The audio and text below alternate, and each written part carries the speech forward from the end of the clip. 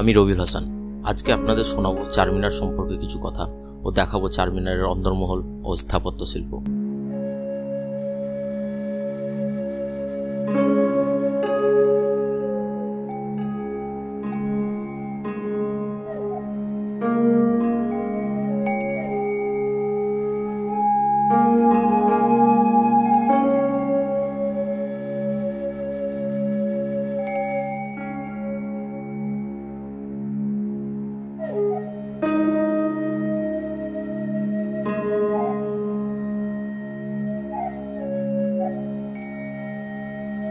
1591 সালে সুলতান মোহাম্মদ কুলি কুতুব শাহ দ্বারা চারমিনারটি নির্মিত হয়েছিল।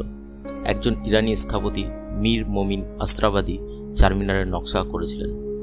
কথিত আছে যে মোহাম্মদ কুলি কুতুব শাহ তার স্ত্রী ভাগমতির সম্মানে এই চারমিনারটি নির্মাণ করেছিলেন। তবে চারমিনার নির্মাণের প্রকৃত যে কী কারণ সেটা এখনও স্পষ্ট নয়। কুতুব শাহ কেন তার নতুন রাজধানীর ঠিক মাঝখানে এই সুউচ্চ মসজিদটি নির্মাণ করেছিলেন তা নিয়ে বেশ কিছু তত্ত্ব রয়েছে। একটি জনপ্রিয় বিশ্বাস ও লোককথা অনুসারে প্লেগ মহামারী সেই যুগে সমগ্র হায়দ্রাবাদ শহরকে ব্যাপকভাবে প্রভাবিত করেছিল। লোকমুখে প্রচলিত যে সুলতান এই মহামারীর অবসানের জন্য প্রার্থনা করেছিলেন, তাই প্লেগ শেষ হওয়ার সাথে সাথে তিনি আল্লাহর প্রতি শ্রদ্ধা জ্ঞাপন করার উদ্দেশ্যে এই চারমিনারটি নির্মাণ করেন।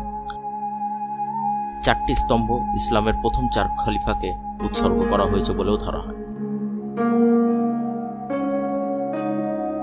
অপর একটি বিশ্বাস বা লোককথা শোনা যায় যে এটি নবী মুহাম্মদের জামাতা, যিনি কারবালার যুদ্ধে প্রাণ হারিয়েছিলেন, তার স্মরণে তৈরি করা হয়েছিল, কারণ এর নকশাটি শিয়া তাজিয়ার আকারে। কেউ কেউ আরও বিশ্বাস করেন যে চারমিনারের অবস্থানটি সেই স্থান যেখানে সুলতান তার তৎকালীন স্ত্রী ভাগমতীকে প্রথমবার দেখেছিলেন। একজন ফরাসি ভ্রমণকারী জিন দে থেভেন্ট, যিনি 17 শতকে এই শহর ভ্রমণ করেছিলেন, তার মতে এই চারমিনার নির্মাণের কারণ সম্পূর্ণ ভিন্ন। তার বর্ণনা অনুসারে চারমিনার দ্বিতীয় ইসলামী সহস্রাব্দের সূচনা স্মরণে নির্মিত হয়েছিল। ইতিহাসবিদ মোহাম্মদ সফিউল্লাহর মতে চারমিনার হায়দ্রাবাদের কেন্দ্রস্থল হিসাবে নির্মিত হয়েছিল। এই নির্মাণটি 1589 সালে শুরু হয়েছিল এবং 9 লক্ষ টাকা ব্যয়ে 2 বছরে সম্পূর্ণ হয়েছিল, যা সেই সময় প্রায় 2 লক্ষ হুন বা স্বর্ণমুদ্রার সমান ছিল। চারমিনারের সাথে আরও একটি কিংবদন্তি যুক্ত রয়েছে, যা অনুসারে একটি গোপন ভূগর্ভস্থ সুড়ঙ্গ রয়েছে যা চারমিনারকে গোলকোন্ডা দুর্গের সঙ্গে যুক্ত করে রাখে। এটি রাজ পরিবারের জন্য তৈরি করা হয়েছিল, যে কোনো ধরনের জরুরি পরিস্থিতিতে পালানোর জন্য। তবে আজ পর্যন্ত কোনো সুড়ঙ্গের সন্ধান পাওয়া যায়নি।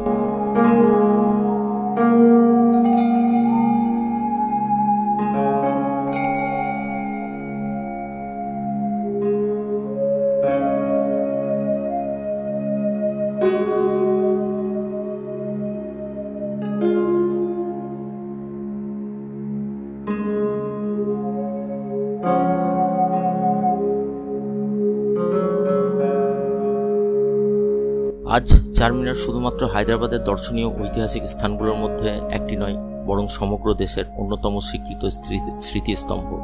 এটি চুরি বাজার বা লাদ বাজার নামে একটি প্রাণবন্ত বাজার দ্বারা বেষ্টিত, যেখানে আপনি শহরের হৃদস্পন্দন অনুভব করতে পারেন। ধন্যবাদ, ভালো থাকবেন। আবারও দেখা হবে অন্য একটা ভ্রমণের গল্প নিয়ে।